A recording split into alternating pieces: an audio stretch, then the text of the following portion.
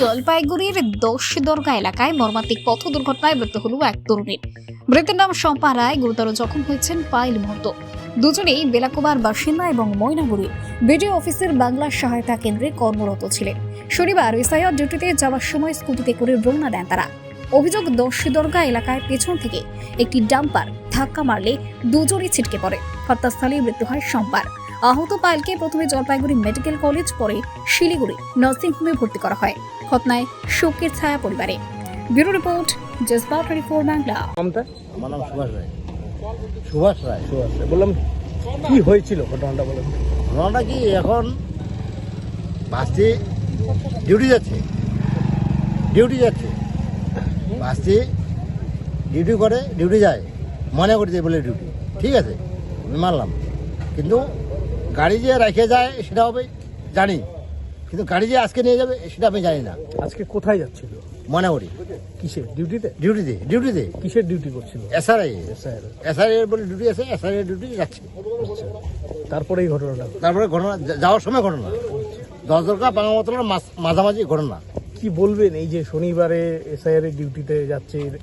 ওইটাই তো বলছি, শনিবার তো ডিউটি থাকে না, কিন্তু শনিবার ডিউটি থাকে না, কিন্তু ডিউটি দেওয়া হয়েছে। ডিউটি দেওয়া হয়েছে এসআরআই, ওই জন্য এখন গেছে যায় যে এরকম হবে আমরা ধারণা করতে পারিনি। যদি আজকে ডিউটি না থাকতো এই ঘটনাটা না, হতো না। ওনার বাড়িতে কতজন রয়েছে? পাঁচজন কয়টা নাগাদ ঘর থেকে বেরোয় উনি? 9টা, 9:30। আর খবরটা কখন পান?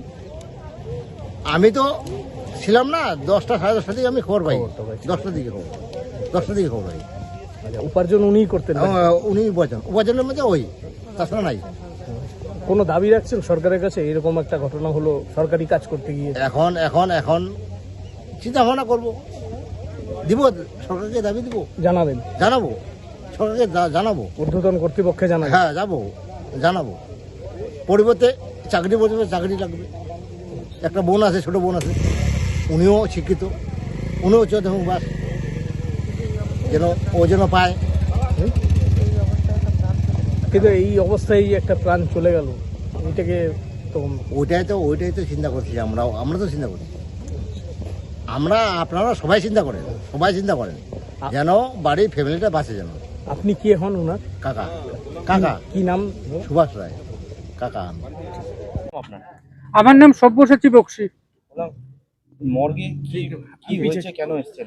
মানে অত্যন্ত বেদনার। আমাদের ছোট বোন, আমাদের দপ্তরের ডাটা এন্ট্রি অপারেটর শম্পা রায় আজকে এসআইআর ডিউটি করতে ময়নাগুড়ি যাচ্ছিলেন। এক নৃশংসজনক পথ দুর্ঘটনায় তার অকালে জীবনটা ঝরে পড়ে। কোথায় হলো এরকম দুর্ঘটনা? দশদরগা বটতলাতে। কয়জন ছিল? দুজন ছিল, আর একজন বিএসকে এর একজন দিদি ছিল। উনি গাড়িটা চালাচ্ছিলেন, আর আমাদের বোন যিনি মারা গেলেন শম্পা, সে পিছনে বসা ছিল। কিসের সাথে ধাক্কা লাগে, কোন জায়গায়? বটতলার ওখানে, দশদরগা বটতলার ওখানে একটা ডাম্পারের সাথে ধাক্কা লাগে। ওনারা আজকে এসআইআর এর ডিউটির জন্যই? হ্যাঁ, এসআইআর ডিউটির জন্যই যাচ্ছিলেন। কিভাবে দেখছেন এই যে এসআইআর এর ডিউটি? আপনাদের কি বলবেন এই যে এসআইআর এর ডিউটির জন্য যে প্রাণ যাচ্ছে, এতে কি বলবেন? বলার কোনো ভাষা নেই। একটা আমাদের ছোট বোন আজকে অকালে তার প্রাণটা ঝরে পড়লো, এবং বলতে গেলে তার পরিবারে সেই একমাত্র সোর্স অফ আর্নিং মেম্বার ছিল। কিসের জন্য হলো এটা মনে করছেন? আজকে বন্ধের দিনে এই সমস্ত এসআইআর ডিউটি করছে, তার ফলস্বরূপ আমাদেরই দপ্তরের আমাদের বোনের আজকে অকালে প্রাণটা ঝরে গেল। যিনি গত হলেন ওনার নামটা কি? শম্পা রায়। বাড়ি কোথায়? বয়স আনুমানিক 27 থেকে 28 হবে। ওনার বাড়ি বেলাকোবাতে। কে কে আছে বাড়িতে? বাড়িতে ওনার বাবা আছে, মা আছে, আর বাবা প্যারালাইজ, মা আছে, আর ভাই আছে। ওরা 4 বোন, 5 বোন।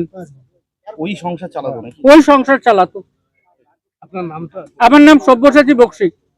আমি পশ্চিমবঙ্গ রাজ্য সরকারি কর্মচারী ফেডারেশন জলপাইগুড়ি শাখার সম্পাদক।